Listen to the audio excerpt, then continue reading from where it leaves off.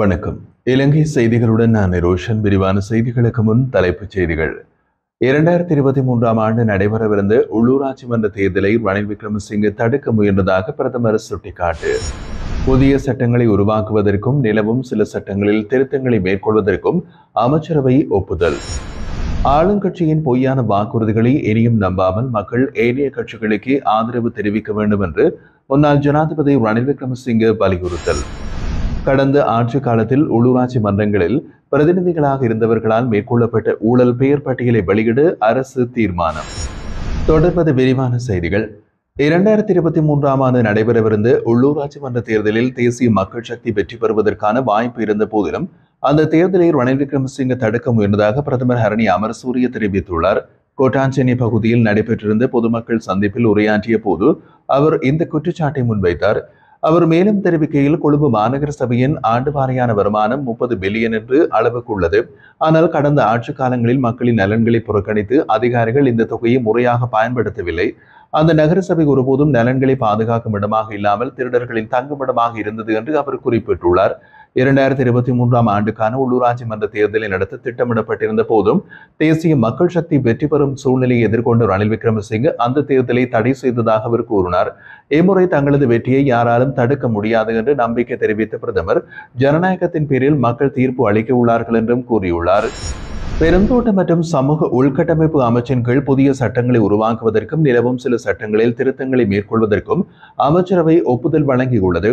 இது தொடர்பான தகவலை அமைச்சரவை முடிவுகள் குறித்து நடத்த செய்தியாளர் சந்திப்பில் அமைச்சரவை பேச்சாளரும் அமைச்சருமான நலிந்த ஜாதிச வெளியிட்டுள்ளார்.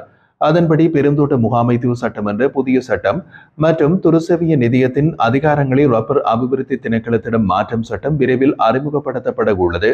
மேலும் தேயிலை இறப்பர் மற்றும் தென்னந்தோட்டங்கள் கட்டுப்பாட்டு சட்டம், சௌமியமூர்த்தி தொண்டமான் ஞாபகார்த்த மன்ற சட்டம் மற்றும் தேயிலை சக்தி நிதிய சட்டம் உள்ளிட்ட பல சட்டங்களில் தேவையான திருத்தங்களை மேற்கொள்ளவும் அமைச்சரவை அனுமதி வழங்கியுள்ளது.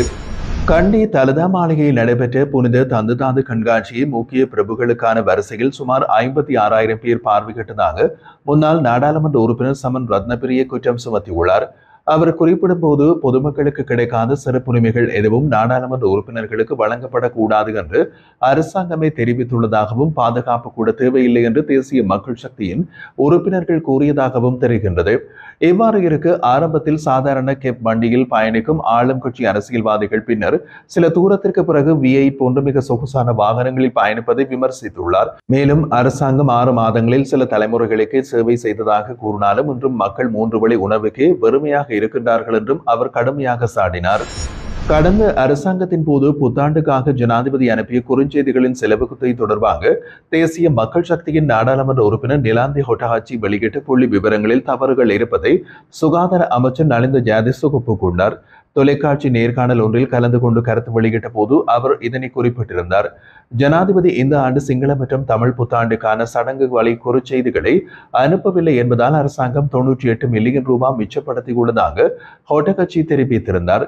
எனினும் அவர் மேற்கோளிட்ட தொகை உண்மைக்கு உட்பட்டது அல்ல என்று நலிந்த ஜாதிச சுட்டிக்காட்டினார். அந்த தகவல் சமூக ஊடகங்களில் பரவிய தவறான அறிக்கையிலிருந்து பெறப்பட்டதாகவும் குறிப்பிட்டிருந்தார்.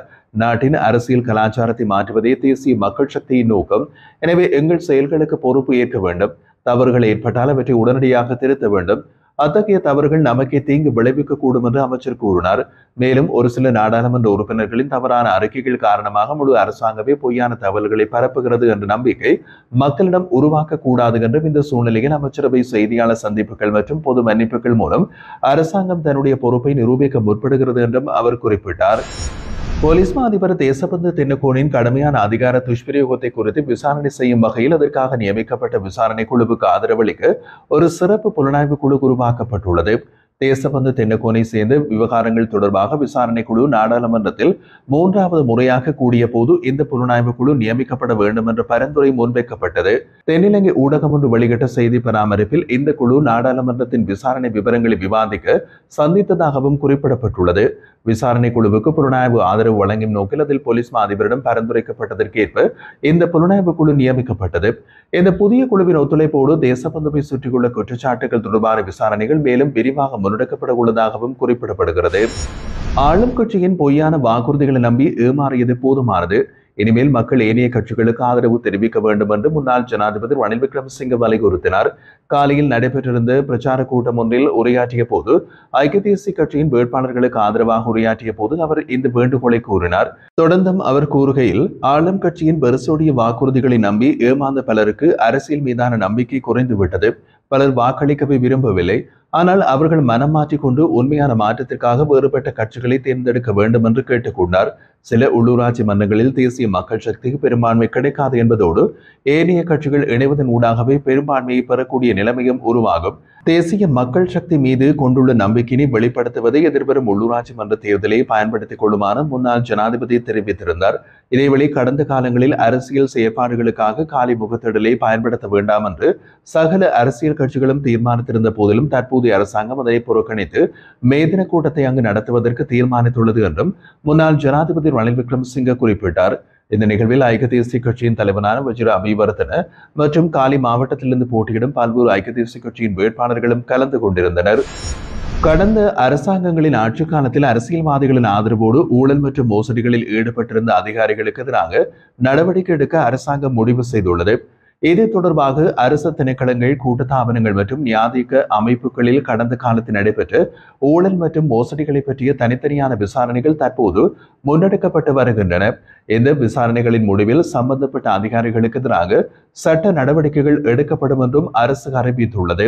மேலும் அந்த அதிகாரிகள் ஊழல்களில் ஈடுபட அரசியல்வாதிகள் யாராவது ஆதரவு அளித்திருந்தால் அவர்களையும் சட்டத்தின் கீழ் கொண்டுவர அரசு திட்டமிட்டுள்ளது.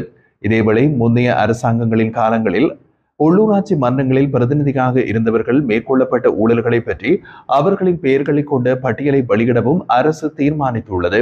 முன்னர் ஆட்சியில் இருந்த கட்சிகளின் பிரதிநிதிகள் பல்வேறு ஊழல் செயல்களில் ஈடுபட்டதாக தெரிய வந்துள்ளது. சிலர் அறகலைய போராட்ட காலத்தில் ஏற்பட்ட வன்முறைகளால் சேதமடைந்த வீடுகளுக்காக உண்மையான இழப்பை விட மிகுந்த மதிப்பில் இழப்பீடுகளை பெற்றதாகவும் கூறப்படுகிறது. அதன் அடிப்படையில் குறித்த ஊழல்களில் ஈடுபட்டவர்களின் பட்டியலை அடுத்த உள்ளூராட்சி மன்ற தேர்தலுக்கு முன்னதாக வெளியிட அரசாங்கம் திட்டமிட்டுள்ளது. மே தின கொண்டாட்டங்களை அடுத்து ஜனாதிபதி அனுர்குமார திசாநாயக்க அல்லது அமைச்சர் நலிந்த ஜெயதிச ஆகியோர் வழியாக இந்த பட்டியல் வெளியாக வாய்ப்பு அதிகமாக இருப்பதாகவும் எதிர்பார்க்கப்படுகின்றது.